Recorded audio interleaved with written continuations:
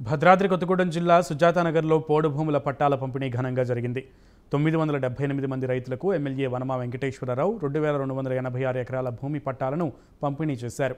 పోడు రైతుల కళ్లల్లో ఆనందాన్ని చూడడానికే ఎన్ని అవాంతరాలు వచ్చి వాటిని ఎదుర్కొని ముఖ్యమంత్రి పోడు రైతులకు పట్టాలు అందజేస్తున్నారని ఎమ్మెల్యే అన్నారు. పోడు భూముల పంపిణీ కేవలం కేసీఆర్కు మాత్రమే సాధ్యమని తెలిపారు. దాదాపుగా 1000 మంది సోదరులు అడిగారు, పంజాబ్ సోదరులు అడిగారు, గిరిజన సోదరులు అడిగారు, మాకు పట్టాలు కావాలి.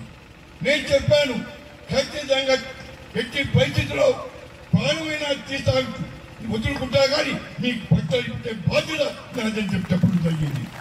దానిలో బాగానే పట్టాల కోసం నేను ముఖ్యమంత్రి కండిషన్ పెట్టాను. చాలా చెప్తాను, వనమాగా మీరు రావాలి, మీ సీనియర్ నాయకులు మీకు మంచి పేరుంది, మీలాంటి వాడు మా పార్టీకి రావాలని చెప్పంటే చాలా తగ్గన పడ్డాము.